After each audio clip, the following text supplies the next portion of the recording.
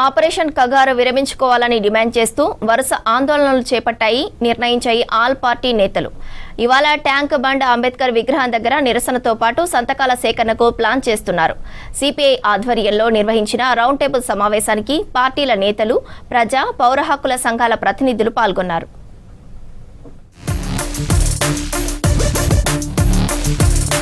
Fake ఎన్కౌంటర్పై హైదరాబాద్లోని CPI state ఆఫీస్లో రౌండ్ టేబుల్ సమావేశం జరిగింది. సిపిఐ రాష్ట్ర కార్యదర్శి Koonanneni Sambasivarao, PCC chief Mahesh Kumar, TGS chief Kodandaram, retired judge justice Chandrakumar, Virasam, వామపక్ష పార్టీల నాయకులు, పౌర హక్కుల ప్రతినిధులు పాల్గొన్నారు. కేంద్రం చేస్తున్న ఫేక్ ఎన్కౌంటర్లపై అఖిలపక్ష పార్టీలు భవిష్యత్తు కార్యాచరణ ప్రకటించాయి. ట్యాంక్ బండ్ అంబేద్కర్ విగ్రహం వద్ద ధర్నా చేపట్టాలని అఖిలపక్ష పార్టీలు నిర్ణయించాయి. ధర్నా తర్వాత సిగ్నేచర్ క్యాంపెయిన్ చేపట్టనున్నారు.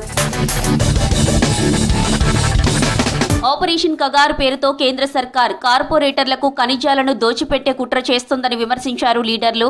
గతంలోని ఎన్కౌంటర్లు జరిగాయని, ఇప్పుడు జరిగేవన్నీ బూటకపు ఎన్కౌంటర్లేనని చెప్పారు. జార్ఖండ్, ఛత్తీస్గఢ్ ఆదివాసీ ప్రాంతంలోని ఖనిజ సంపదను కార్పొరేట్లకు అప్పగించేందుకు కేంద్రం చర్యలు చేపట్టిందన్నారు. బూటకపు ఎన్కౌంటర్లను ప్రభుత్వం మానుకోవాలని, మామూలు కూడా ఆయుధాలను వదిలిపెట్టాలని సూచించారు జస్టిస్ చంద్రకుమార్. నిజంగా దేశం కోసం, ప్రజల కోసం, రైతుల కోసం ఎవరైతే పాటుపడుతున్నారో ఇవాళ వాళ్ళు దేశద్రోహులు. మోడీని విమర్శించే దేశద్రోహి, బీజేపీని విమర్శిస్తే దేశద్రోహి, అభివృద్ధి నిరోధకులు, అభివృద్ధి వ్యతిరేకులు వీళ్ళు అనేటటువంటి విధంగా పెద్ద ఎత్తున సోషల్ మీడియాలో ప్రచారం జరుగుతుంది.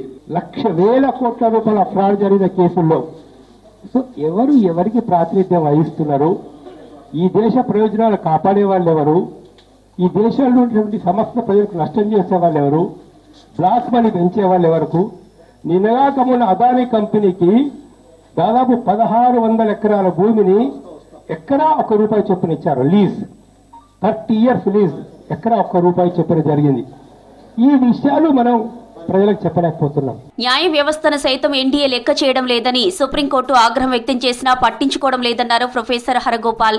సమస్యను పరిష్కరించకుండా ఉద్యమాన్ని అంతం చేస్తామనడం అసాధ్యమన్నారు. దేశంలో మావోయిస్టుల పట్ల కేంద్రం కనీస నీతిని పాటించడం లేదన్నారు సిపిఐ రాష్ట్ర కార్యదర్శి కూనంనేని. మావోయిస్టులు అంటేనే ఈ దేశ పౌరులు కాని విధంగా, ఈ దేశానికి వాళ్ళు శత్రువుల్లాగా భావిస్తూ కాల్చి చంపి సెన్సేషన్ క్రియేట్ చేయటంలోనే వాళ్ళకి ఆనందం ఉంది. అదే రాక్షస ఆనందం.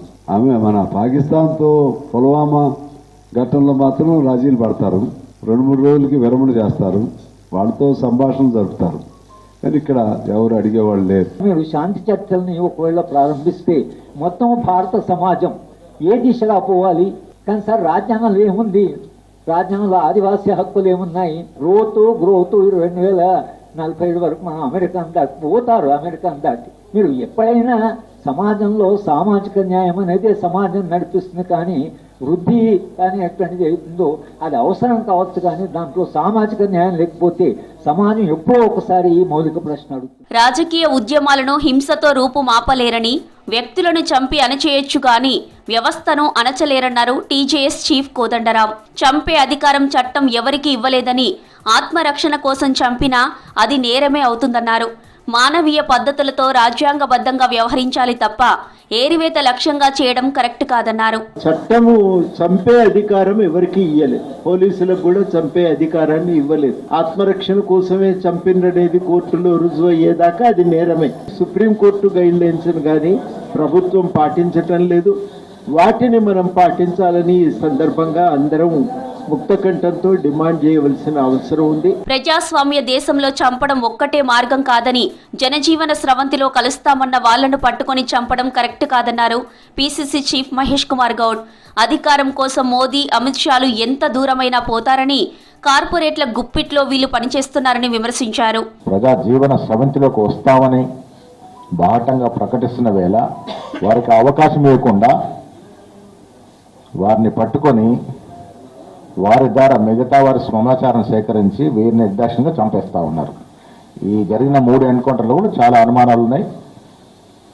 ప్రజా సంఘాలు ఏ రకం కోరుతా ఉన్నాం, మేము కూడా అదే రకం కోరుతా ఉన్నాం. తక్షణమే ఆపరేషన్ కగార్ నిలిపివేయాలని వామపక్షాలతో పాటు పౌర హక్కుల నేతలు, ప్రజా సంఘాలు డిమాండ్ చేస్తున్నాయి.